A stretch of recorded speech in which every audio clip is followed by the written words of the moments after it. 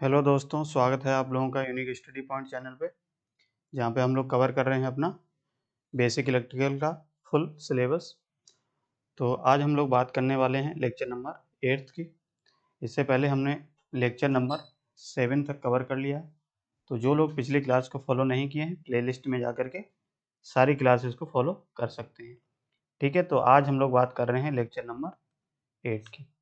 तो lecture number 8 में हम लोग क्या देखेंगे, कुछ नए कॉन्सेप्ट्स को, और यहाँ से हम देखते हैं कि क्वेश्चंस को हम किस तरीके से सॉल्व करते हैं। तो जैसा कि आप लोग पिछली क्लास को फॉलो किए होंगे तो आपको पता चला होगा कि हमने ओम का नियम बताया और केवीएल केसीएल के बारे में डिस्कस कर लिया है। ठीक है, तो आज अगर हम बात करें उसी में ओम का नियम और जो हमारा केवीएल होता है, केसीएल होता है, उसका यूज हम लोग कहाँ कहाँ करते हैं।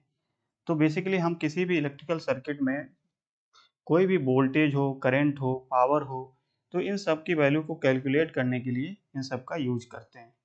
ठीक है, तो जैसे अगर हम बात करें एक केवीएल का और केसीएल का यूज हम लोग किस तरीके से करते हैं, तो सबसे पहले आप क्या करेंगे, हेडिंग डाल के लिखेंगे मेश एनालिसिस। क्या होता है मेश एनालिसिस। अब मेश एनालिसिस में हम लोग क्या करते हैं, तो मेश एनालिसिस में बेसिकली हम केवीएल की इक्वेशंस को लिखते हैं, केवीएल की इक्वेशंस को लिखते हैं। और मेश एनालिसिस में हम लोग क्या करते हैं, वोल्टेज की इक्वेशन होगी, वहाँ से हम क्या करते हैं, करंट की इक्वेशन निकालते हैं। तो कोई भी सर्किट होगा उसमें हम मेश एनालिसिस कैसे लगाएंगे, तो उसको हम लोग समझते हैं। जैसे मान लिया कोई एक सर्किट है, हमने एज्यूम कर लिया कि एक हमने मान लिया एक हमारे पास इलेक्ट्रिकल सर्किट दिया गया है ये। ठीक है, एक ये सर्किट दिया गया है और एक ये इस तरीके से हमने मान लिया ये हमारे पास सर्किट दिया गया है। ठीक है, आपसे कहा जाए कि मेश एनालिसिस से करिए और आपको क्या निकालना है, इसमें करंट निकालनी है, इस लूप में और इस लूप में कितनी करंट हमारी जाएगी। तो आप कैसे निकालेंगे, तो आप मेश एनालिसिस लगा सकते हैं या आप केसीएल लगा सकते हैं। तो फिलहाल अभी हम मेश एनालिसिस के बारे में बात कर रहे हैं, तो हम मेश एनालिसिस को समझते हैं पहले। तो जब भी मेश एनालिसिस लगाते हैं तो हमको कुछ पॉइंट्स याद रखने पड़ेंगे। कुछ पॉइंट्स, क्या क्या स्टेप्स होते हैं मेश एनालिसिस को करने के। तो पहला स्टेप आप याद रखेंगे, कोई भी सर्किट आपको दिया जाएगा, उस सर्किट में यानी कि स्टेप 1 में इसको सॉल्व करने के क्या तरीके होते हैं। स्टेप 1 में कोई भी हमारा सर्किट होगा उसमें हम क्या करेंगे, नंबर ऑफ लूप्स की संख्या को पहचानेंगे। तो हम क्या करेंगे, पहले में नंबर ऑफ हमारे लूप कितने बन रहे हैं उस सर्किट में, नंबर ऑफ लूप्स, या हम कह सकते हैं मैश। अच्छा, मैश और लूप एक ही चीज़ होता है, लेकिन मैश और लूप में अंतर ये होता है कि लूप का मतलब होता है कि लूप के अंदर भी लूप बन सकता है, जबकि मैश ऐसा नहीं होता है। मैश के अंदर हमारा क्या होता है, लूप के अंदर, मैश के अंदर हमारा कोई अदर लूप नहीं बनेगा, इनर लूप नहीं बन सकता है। ठीक है, तो फिलहाल उसकी रिक्वायरमेंट आपको नहीं है, केवल आप ये समझो कि मैश एनालिसिस हम लोग करते क्यों हैं। जैसे हम बात करें तो सबसे पहले तो हम देखेंगे कि हमारे कितने इसमें लूप बन रहे हैं या मैश बन रहे हैं सर्किट में। उसके बाद ठीक है, उसको हम I1 उसमें करेंगे। तो स्टेप 2 में क्या है, जितने भी हमारे क्या हैं लूप बनेंगे उसमें हम करंट को इंडिकेट कर लेंगे। और करंट को इंडिकेट करने के बाद फिर हम क्या करेंगे, स्टेप 3 में हम क्या करेंगे, केवीएल लगाएंगे, केवीएल इक्वेशंस लिखेंगे। ये कितने, इन ईच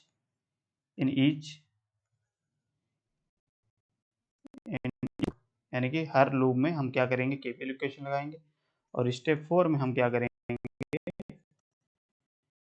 कोई हमारी लूप करंट होगी उस लूप करंट को हम सॉल्व करेंगे, यानी कि to determine the loop current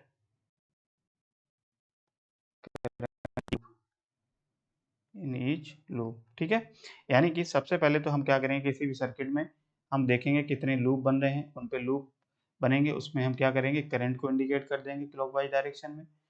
और क्लॉकवाइज डायरेक्शन में करंट को इंडिकेट करने के बाद फिर हम क्या करेंगे, केवीएल इक्वेशन लगाएंगे। उसके बाद हम केवीएल इक्वेशन से उसकी जो करंट होगी वो करंट वैल्यू निकालेंगे। ठीक है, तो यह मेश एनालिसिस के हमारे ये 4 स्टेप होते हैं, इन 4 स्टेप्स को आप फॉलो करिए। अब इसका हम एग्जाम्पल लेते हैं, एक क्वेश्चन को बनाते हैं, तो आपको ये चीज़ समझ में आ जाएगी। जैसे मान लिया कि हमारे पास ये क्या है, तो आप बनाते जाइए साथ में।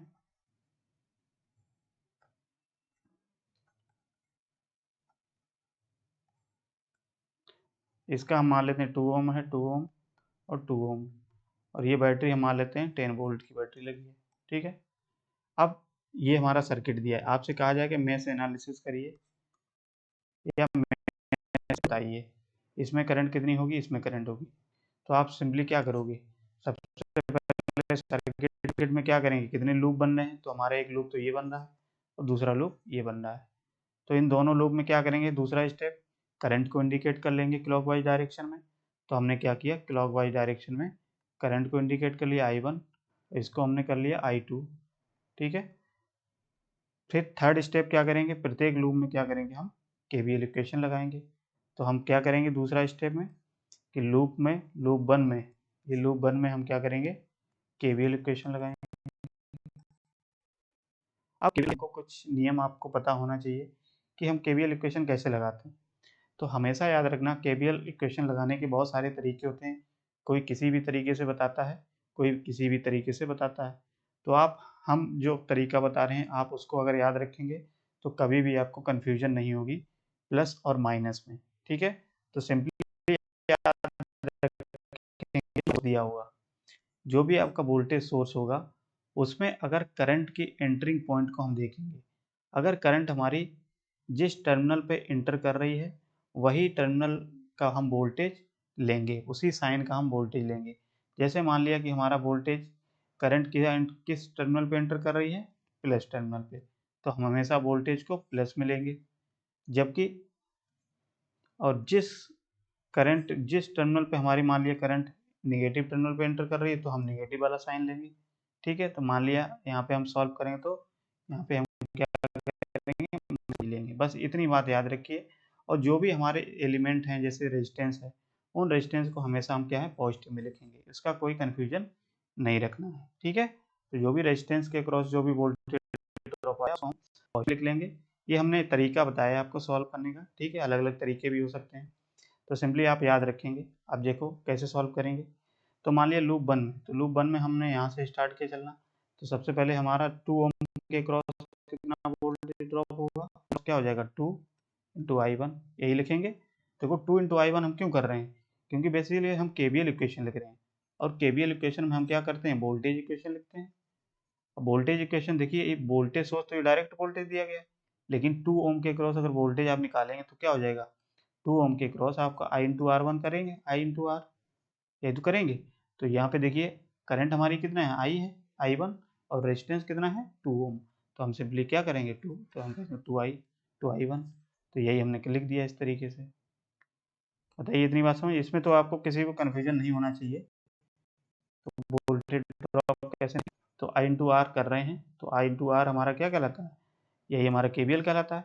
अब यहाँ पे इसके बाद अब एक चीज़ याद रखेंगे, जब भी हमारा दो लूप के बीच में कोई कॉमन रेजिस्टेंस आ जाता है या कॉमन ब्रांच आ जाती है, तो उस केस में हम इसको कैसे लिखेंगे, तो उस केस में जिस लूप में हम चल रहे हैं उसमें से हम क्या करेंगे, दूसरी वाली करंट को माइनस कर देंगे। ठीक है, जैसे इस लूप में चल रहे हैं हम, लूप वन में, तो लूप वन वाली करंट को हम ज़्यादा मानेंगे I, और लूप टू में जो करंट होगी उसमें से हम उसको माइनस कर देंगे। तो सिंपली इसमें क्या करेंगे, ये हो जाएगा हमारा रेजिस्टेंस कितना है 2 इंटू करंट कितनी हो जाएगी I1 I2, I1 minus I2 हो जाएगा कि नहीं हो जाएगा। ठीक है, और यहाँ पे देखिए करंट किस, अब ये करंट आई तो करंट ये हमारी किस टर्मिनल पे एंटर कर रही है, नेगेटिव टर्मिनल पे। तो सिंपली हमने क्या करिए 10 वोल्ट, ये हो जाएगी KVL इक्वेशन। बताइए, तो यहाँ से हमारे सॉल्व किया तो 2I1 plus 2I1 minus 2I के 10 इक्वल टू 0। इसको सॉल्व करेंगे तो ये क्या हो जाएगा 4I1 माइनस 2I2, यही होगा। ठीक, तो ये इक्वेशन हमारी फर्स्ट बन जाएगी। ऐसे ही लूप टू को आप सॉल्व करेंगे, तो लूप टू में क्या करेंगे, लूप टू ये हमारा यहाँ से स्टार्ट होगा, तो करंट हमारी किस टर्मिनल पे एंटर कर रही है, वोल्टेज के, ये मान लेते हैं 2 वोल्ट मान लेते हैं।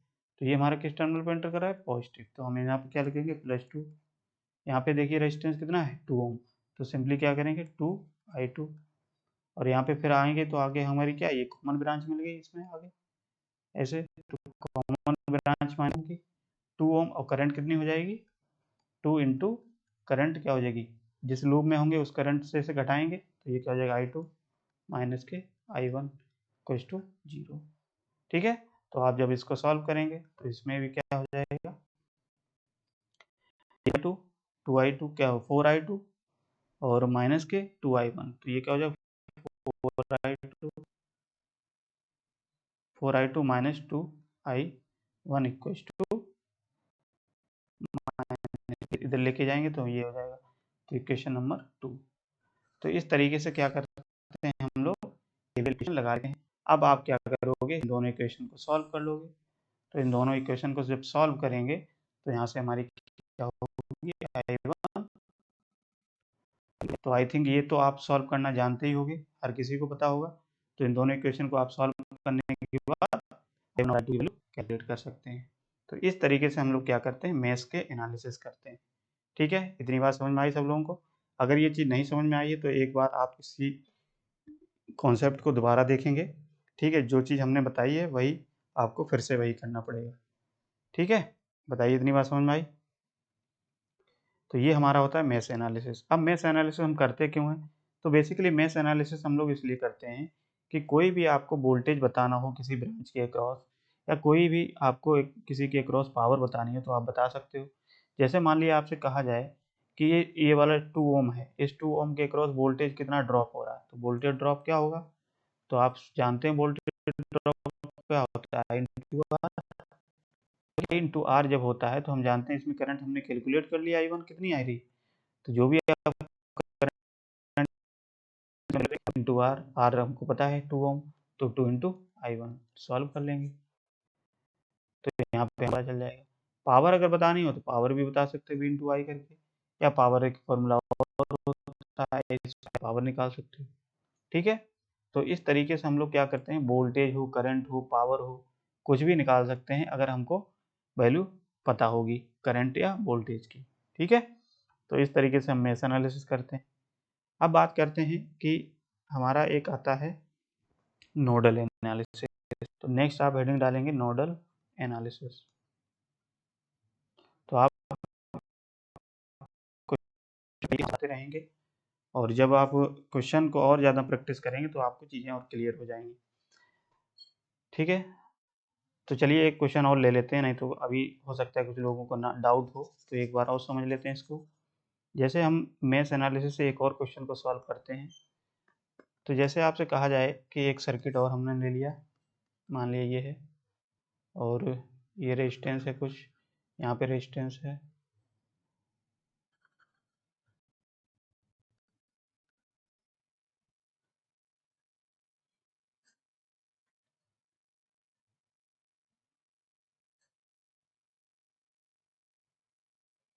ये 4 ओम मान लेते हैं, ये हम 2 ओम मान लेते हैं, ये 3 ओम मान लेते हैं, ये वोल्टेज मान लेते हैं 100 वोल्ट, ये है 20 और ये है 10 वोल्ट। ठीक है, माइनस प्लस प्लस माइनस, ये प्लस माइनस। अब आपसे ये कहा जाए कि इसमें मैथ्स एनालिसिस लगाइए, केवीएल इक्वेशन लिखिए, तो आप कैसे लिखेंगे? तो सिंपली क्वेश्चन में हमने क्या बताया, सबसे पहले क्या करेंगे ये देखेंगे कि कितने हमारे लूप बन रहे हैं क्वेश्चन में। तो लूप कितने हैं, तो लूप हमारा 1 2 लूप और एक 3 लूप, 3 लूप बन रहे हैं। तो करंट इक्वेशन हमारी कितनी होंगी, यानी कि केवीएल इक्वेशन कितनी आएंगी इसमें, केवीएल हमारी 3 इक्वेशन आएंगी। तो हम क्या करेंगे इसमें क्लॉकवाइज डायरेक्शन में i1 एज्यूम कर लेंगे, इसमें क्लॉकवाइज में i2 यूज i3 एज्यूम कर लेंगे। अब आप क्या करेंगे, तीसरा स्टेप क्या है, केवीएल इक्वेशन लगाएंगे हर लूप में। तो लूप 1 में हम क्या करते हैं, लूप 1 में केवीएल लगाइए, तो लूप 1 में केवीएल क्या लगेगा, यहाँ से 4i1 प्लस के, अब ये देखो ये ब्रांच क्या हमारी कॉमन आ गई पहले और दूसरे लूप में, तो सिंपली क्या करेंगे जिस लूप में चल रहे हैं उसमें से घटाएंगे दूसरी करंट को और इनटू मल्टीप्लाई करेंगे रेजिस्टेंस को, तो ये क्या हो जाएगा 3 इंटू i1 माइनस i2। ठीक, फिर यहाँ पे करंट के एंटरिंग पॉइंट देखेंगे किससे हो रहा है माइनस, तो यहाँ पे माइनस के 100 इक्वल्स टू 0। हमारी क्या हो जाएगी, इसको जब आप सॉल्व करेंगे तो यहाँ पे ये इक्वेशन नंबर फर्स्ट हो जाएगी। अब लूप 2 में देखिए, तो लूप 2 में क्या है, लूप 2 ही है, तो लूप 2 में देखिए यहाँ से चलेंगे तो 4i2 हो जाएगा, यहाँ पे 4i2, देखिए 4i2, फिर यहाँ पे किस टर्मिनल पे एंटर कर रहा है, प्लस टर्मिनल पे। कितना वोल्टेज है, 20 वोल्टेज, तो 20 प्लस के हो जाएगा। फिर यहाँ पे देखिए आया, तो यहाँ पे देखिए ये फिर कॉमन ब्रांच आ गई यहाँ पे।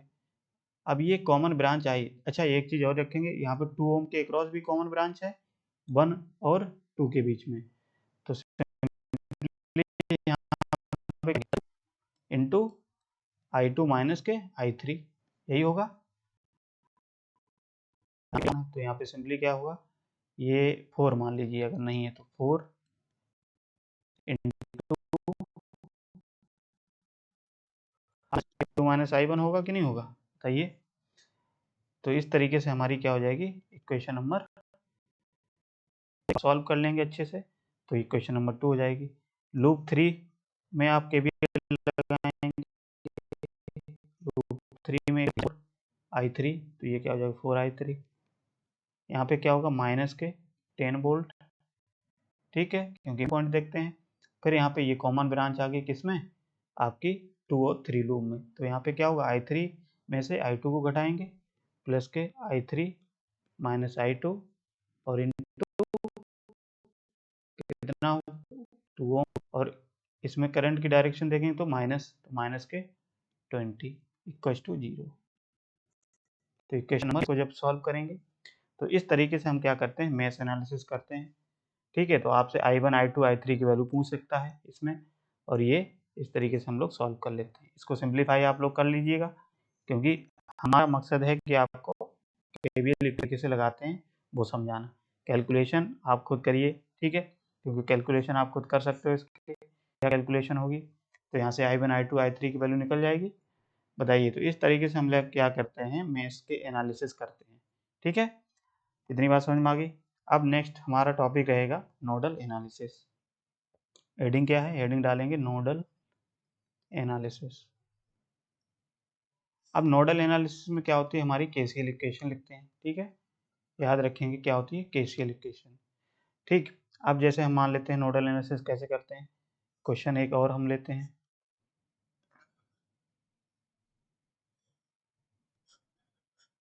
तो आपका क्या है, बेसिक इलेक्ट्रिकल में आपके आसान आसान से क्वेश्चन ही आएंगे, तो ज़्यादा आपको टफ क्वेश्चन नहीं पूछेगा, इसीलिए आपको बेसिक ही पढ़ाना है, क्योंकि तो बेसिक के लिए आपको ज़्यादा डिटेल में नहीं जाना है, ठीक है।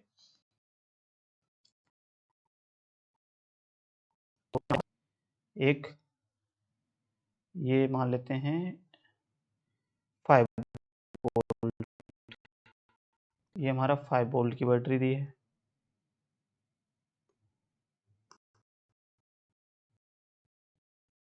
5 वोल्ट, ठीक है।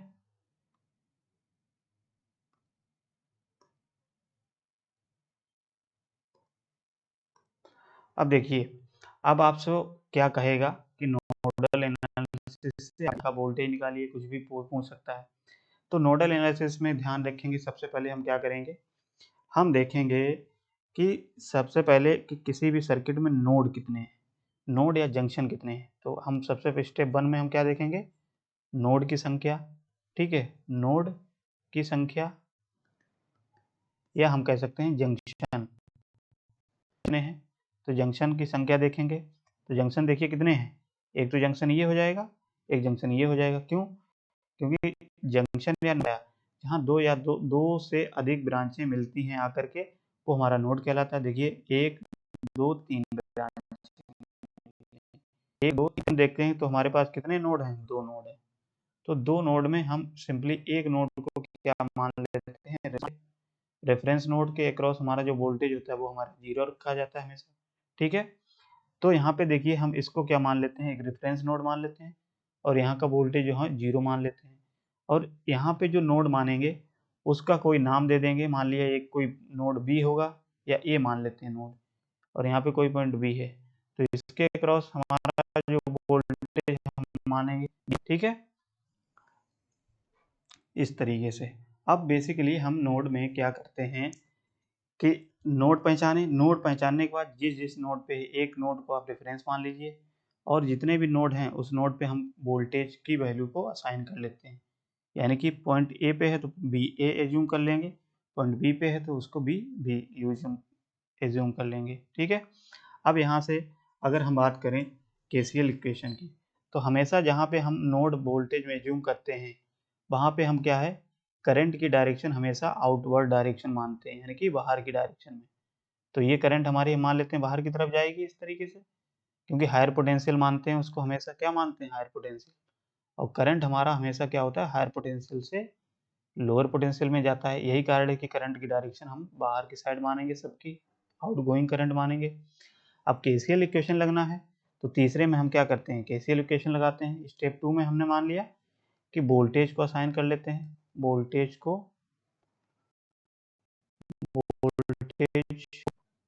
इंडिकेट कर लेते हैं, प्रत्येक नोड पर। ठीक है। सेकंड हो गया। थर्ड में क्या करेंगे, हम केसीएल इक्वेशन लगाएंगे, केसीएल इक्वेशंस लगाएंगे। ठीक है। और फोर्थ में क्या करेंगे, जो भी हमारा वोल्टेज होगा नेट के अक्रॉस, तो नोड वोल्टेज को करेंगे। ठीक है। तो ये 4 स्टेप होते हैं, 4 स्टेप्स में आपको ध्यान देना है। पहले स्टेप में क्या करेंगे, नोड की संख्या देखेंगे कहाँ कहाँ पे नोड है, और जब नोड हमको पता चल गया तो नोड पे हम क्या करेंगे, वोल्टेज को इंडिकेट कर लेंगे। थर्ड में क्या करेंगे, नोड वोल्टेज इंडिकेट करने के बाद नोड पे हम क्या करेंगे, केसीएल इक्वेशन लगाएंगे। और फोर्थ स्टेप में जो भी नोड वोल्टेज है उस वोल्टेज को हम कैलकुलेट करेंगे। ठीक है। तो इस तरीके से हम लोग सॉल्व करते हैं। अब मान लेते हैं इस क्वेश्चन को अगर सॉल्व करना है तो आप कैसे करेंगे। चलिए इसको हम सॉल्व कर लेते हैं। चलिए दूसरा क्वेश्चन ले लेते हैं। अच्छा,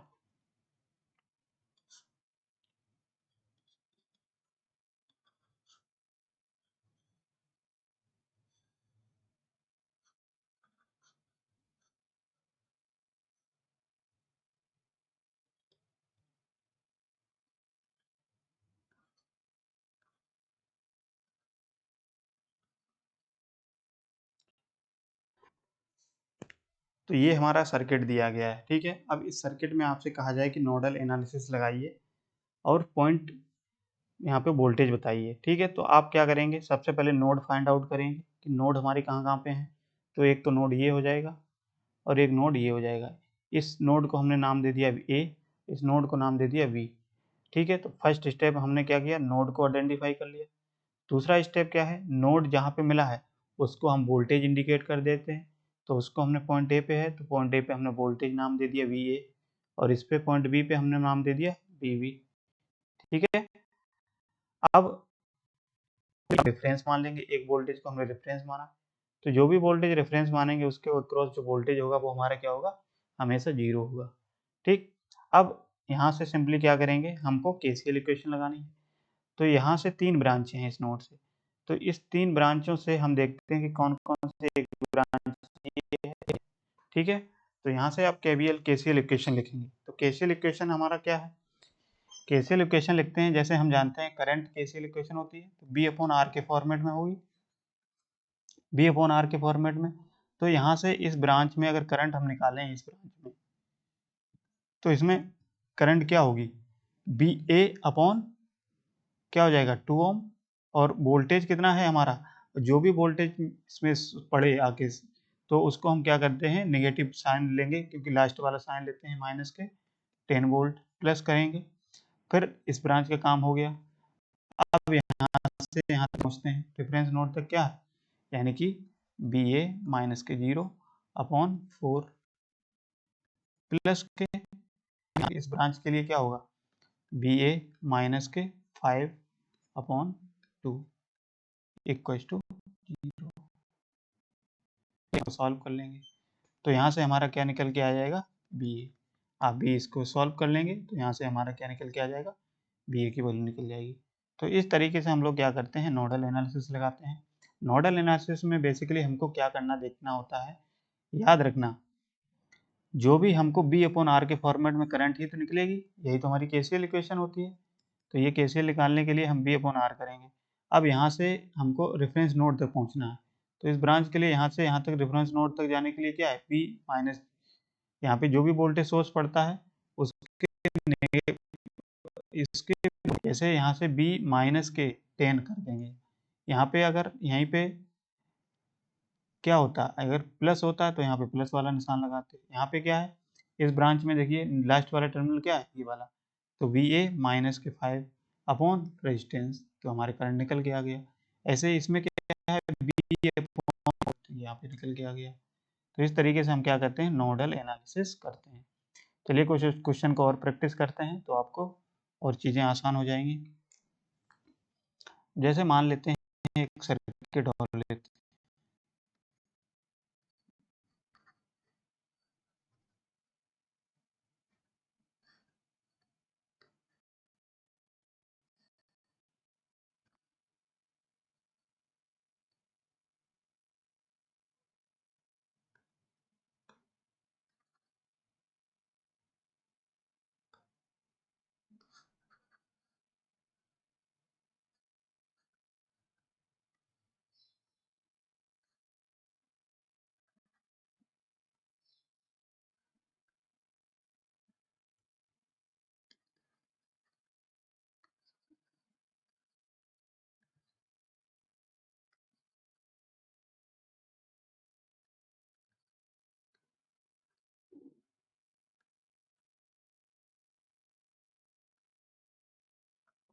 क्या करेंगे, हमको नोडल लगाना।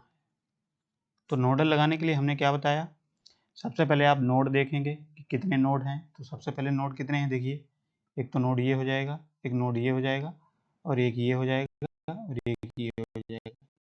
चार नोड को हम क्या करेंगे, नाम दे देंगे। मान लिया यहाँ पे नाम दे दिया वोल्टेज A, B दे दिया इसको, और ये एक रेफरेंस नोड हमने मान लिया टोटल, और यहाँ पे रेफरेंस नोड पे हमारा जो वोल्टेज होगा वो पूरा G होगा। यहाँ पे मान लेते हैं C है पूरा पॉइंट, क्योंकि यहाँ पे कोई रेजिस्टेंस नहीं है ना, तो इसलिए हमने इसको रेफरेंस नोड मान लिया। अब जब इसको मानेंगे तो यहाँ पे वोल्टेज कितना हो जाएगा, 0 BC। तो अब बेसिकली हमको नोड बताना है, तो नोड ए पे हम क्या करेंगे, सबसे पहले KCL इक्वेशन लगाएंगे नोड ए पर। तो नोड ए हमारे, ये बी पॉइंट है, तो नोड ए पे हम देखिए क्या लगाएंगे। तो नोड ए पे कितनी ब्रांच हैं, 1 2। सबसे पहले क्या करेंगे, बी ए माइनस, यहाँ से ये वाली करंट से सॉल्व करेंगे, बी ए माइनस के 100, क्योंकि जो भी वोल्टेज सोर्स रास्ते में पड़ता है उसका हम सिग्नल वो देखते हैं लास्ट वाला टर्म। तो लास्ट वाला टर्म इसका क्या है, यहाँ से ऐसे चले तो लास्ट वाला टर्म है निगेटिव, तो हम क्या करेंगे, निगेटिव लिखेंगे। तो वी ए माइनस के अपॉन के रेजिस्टेंस कितना है 2 प्लस के। अब इसका काम हो गया। अब इसमें आएंगे तो इसमें क्या है, वी ए अपॉन बी ए। अब यहाँ पे वोल्टेज सोर्स भी पड़ा है तो लास्ट वाला टर्म क्या है, प्लस में है। ये देखिए प्लस वाला है लास्ट वाला टर्म, तो क्या कहें, बी ए प्लस 5, बी ए प्लस के 5 अपॉन रेजिस्टेंस कितना है इसमें 2। यहाँ से यहाँ तक पहुँचेंगे तो इस ब्रांच में देखो, यहाँ से यहाँ तक जाएंगे तो क्या हो जाएगा, बी ए माइनस के बी बी, तो बी ए माइनस के बी बी कितना हो जाएगा रेजिस्टेंस 2 ओम, ये वाला 2 ओम। ठीक है, तो ये इक्वेशन नंबर फर्स्ट आप डाल दीजिए, नोड ए का काम खत्म। अब नोड 2 का आइए, नोड बी पे। तो नोड बी पे देखिए कि यहाँ कितनी ब्रांच हैं, 1 2 3, 3 ब्रांच हैं, तो 3 करंट होंगी इसमें। बी बी माइनस बी ए, यहाँ से यहाँ तक जाएंगे तो बी बी माइनस के बी ए अपॉन कितना हो जाएगा रेजिस्टेंस 2 ओम प्लस के। फिर ये वाला इसमें देखिए, अच्छा यहाँ पे रेजिस्टेंस कनेक्ट कर लीजिए, ये क्या है, रेजिस्टेंस यहाँ पे 2 ओम का कनेक्ट कर लीजिए। तो ये क्या हो जाएगा, बी ए, क्योंकि माइनस वाला टर्म देखेंगे यहाँ पे, माइनस वाला सॉरी प्लस वाला हो जाएगा लास्ट वाला टर्म, तो बी ए प्लस 5 अपॉन प्लस, यहाँ पे क्या है, यहाँ से इस ब्रांच का काम देखिए, तो इस ब्रांच में क्या है, बी ए माइनस के 0, तो बी ए सॉरी बी बी, यहाँ पे बी बी होगा, बी बी माइनस के 0 अपॉन 2। तो इक्वेशन नंबर 2 इसको डाल देंगे। तो कहने का मतलब क्या है कि दो नोड हमारे, 3 नोड हैं, 3 नोड में हमारी केवीएल इक्वेशन कितनी, सॉरी केसीएल इक्वेशन कितनी लिखेंगे, 2 इक्वेशन बनेंगी। तो इस तरीके से हम क्या करते हैं, इन दोनों की वैल्यू कैलकुलेट कर लेते हैं। इसको सिंप्लीफाई करके आप सॉल्व कर लीजिए, ठीक है। तो सिंप्लीफाई करके इसको सॉल्व करेंगे तो यहाँ से हमारी बी ए और बी बी की वैल्यू निकल के आ जाएगी, ठीक है। तो वी ए की वैल्यू निकलेगी तो वो हमारी वोल्टेज यहाँ का होगा, और वी बी निकलेगा तो यहाँ का वोल्टेज यहाँ होगा, ठीक है। तो इस तरीके से हम क्या करते हैं, नोडल एनालिसिस लगाते हैं। जब आप इसको सॉल्व करेंगे तो आपको चीज़ें और क्लियर हो जाएंगी, ठीक है। बताइए, इतनी बात समझ में आ गई सब लोगों के? तो इस तरीके से हमारे क्वेश्चन को सॉल्व किया जाता है। अब देखिए, ये हो गया हमारा मैथ्स एनालिसिस, नोडल एनालिसिस। अब कुछ क्वेश्चन होते हैं जो हम लोग, और भी मेथड होते हैं सॉल्व करने के, कुछ आसान से, कुछ कॉम्प्लिकेटेड सर्किट होता है। उस कॉम्प्लिकेटेड सर्किट को हम लोग और सिंप्लीफाई कर सकते हैं कुछ दो मेथड का यूज करके। जैसे एक होता है हमारा करंट डिवीजन रूल, एक होता है वोल्टेज डिवीजन रूल। तो आप सबसे पहले हेडिंग डालेंगे वोल्टेज डिवीजन रूल, ठीक है। और वोल्टेज डिवीजन रूल क्या कहता है कि वोल्टेज डिवीजन रूल में हमेशा क्या ध्यान देने कि वोल्टेज डिवीजन रूल हमारा सीरीज सर्किट के लिए यूज होगा हमेशा। कैसे? जैसे मान लेते हैं कि ये हमारा क्या है, एक सोर्स है, ये मान लेते हैं वोल्टेज भी है, एक रेजिस्टेंस ये है, ठीक है, और एक रेजिस्टेंस मान लीजिए ये लगा है। तो दोनों रेजिस्टेंस हमारे कैसे लगे, इसको मान लेते हैं R1 दे देते नाम, इसको R2 दे दिए। अब आपसे कहा जाए क्या कि ये इसके क्रॉस वोल्टेज V1 है, इसके क्रॉस वोल्टेज V2 है, ठीक है, ये मान लेते हैं। तो आपसे अगर ये कहा जाए कि V1 वोल्टेज क्या होगा और V2 वोल्टेज क्या होगा, तो आप सिंपली क्या करेंगे, सिंपली आप क्या करेंगे, लगाएंगे और इसमें लूप इक्वेशन लगाने के बाद इसको सॉल्व कर लेंगे तो यहाँ से वोल्टेज निकल के आ जाएगा। यानी कि यहाँ पे आप करंट निकालेंगे, करंट निकालेंगे और वोल्टेज निकालेंगे। आप इस हिसाब से ओम का नियम का लगा कर सॉल्व कर सकते हैं। बट इसमें हमको क्या है, टाइम ज़्यादा लगेगा। अगर कॉम्प्लिकेटेड सर्किट हुआ तो इसको ऐसे सॉल्व करने में ज़्यादा कॉम्प्लेक्स हो जाएगा। तो यही कारण है कि हमको वोल्टेज डिवीजन रूल और करंट डिवीजन रूल का यूज करना पड़ता है क्वेश्चन को आसान करने के लिए।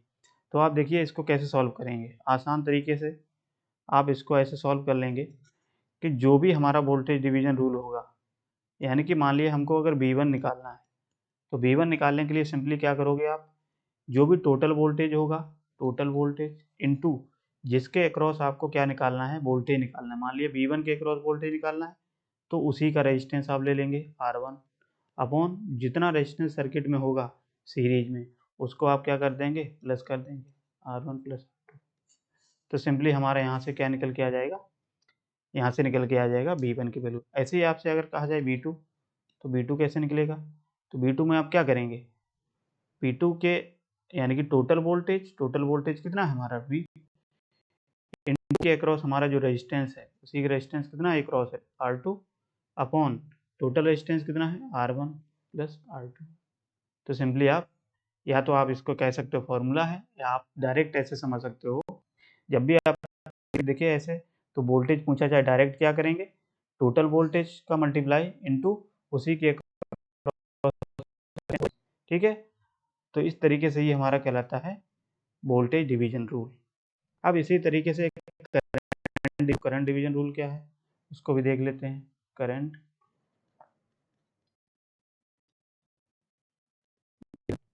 रूल, तो करंट डिवीजन रूल में हमेशा क्या होता है, पैरेलल के लिए लगता है करंट सोर्स के लिए।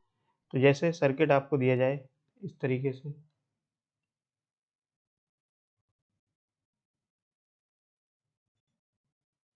I1 मान लेते हैं, इसको R2 मान लेते हैं, इसमें current I1 I2 current I2, current है पूरा IS मान लेते हैं इसको।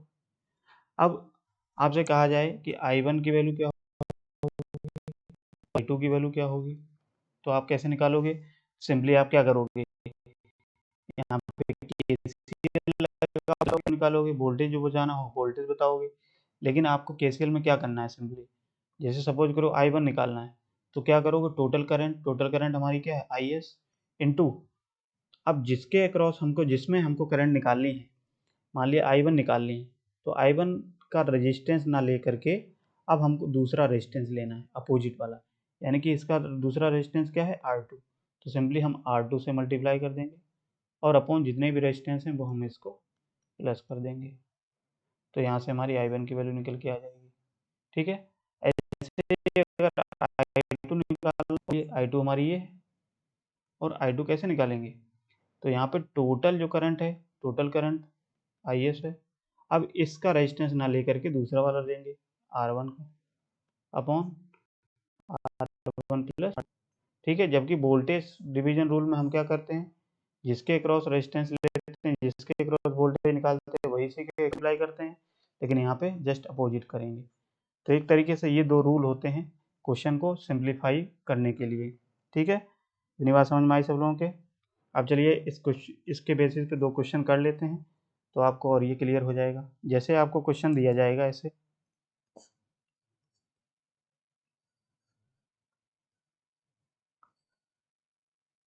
जैसे मान लेते हैं 2 ओम 5 ओम और ये 10 वोल्ट का बैटरी लगा है।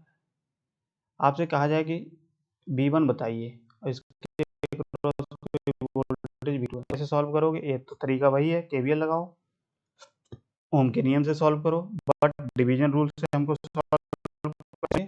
तो आप क्या करेंगे, सबसे पहले क्या करेंगे, V1 अगर निकालना है तो क्या करेंगे, टोटल वोल्टेज हमारा कितना है 10 वोल्ट इंटू V1 के अक्रॉस हमारा रेजिस्टेंस कितना है 2 ओम, तो 2 ओम अपॉन टोटल रेजिस्टेंस कितना है 2 प्लस 5, तो यहाँ से ये वैल्यू हमारी निकल जाएगी।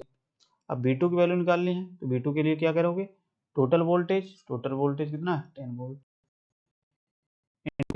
5 ओम अपॉन टोटल रेजिस्टेंस 2 प्लस 5, तो यहाँ से V2 की वैल्यू निकल लीजिए, यहाँ से वैल्यू निकल गई। तो देखिए इतना आसान होता है हमारा वोल्टेज डिवीजन रूल और करंट डिवीजन रूल। अब करंट डिवीजन रूल के लिए कोई एग्जांपल ले लेते हैं। जैसे मान लिया कि ये हमारा क्या है, एक 10 एम्पियर की करंट है, एक रेजिस्टेंस है ये 2 ओम का 5 ओम का, इसमें करंट कोई I1 जा रही है, ठीक है। आपसे कहा जाए कि I1 वैल्यू क्या निकलेगी इसकी, तो I1 क्या करेंगे, टोटल करंट कितनी है 10 एम्पियर इंटू, अब I1 का निकालना है तो इसका ये वाला रेजिस्टेंस नहीं लेंगे, कौन सा वाला, अपोजिट वाला 5 अपॉन 5, बस, तो ये हमारी करंट निकल के आ जाएगी, तो ये I1 हो जाएगा।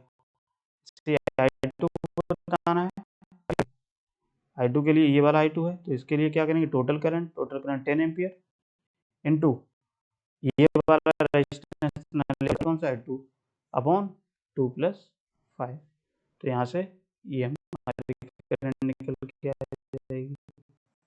और वोल्टेज डिवीजन रूल का यूज करके हम डायरेक्ट विद इन सेकेंड में हम क्वेश्चन को सॉल्व कर सकते हैं, अगर हमको ये नियम पता है तो।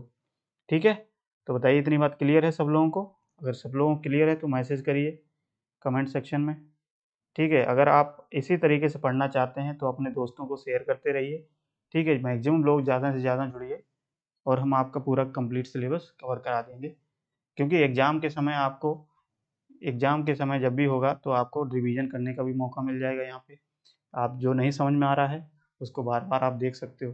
ठीक है, तो यही ऑनलाइन का फ़ायदा होता है, तो आप इस तरीके से इसको सोच सकते हैं। ठीक है, तो चलिए फिर आज के लिए इतना ही रखते हैं, मिलते हैं नेक्स्ट क्लास में कुछ नए कॉन्सेप्ट के साथ। ठीक है, चलिए बहुत बहुत धन्यवाद सभी लोगों का।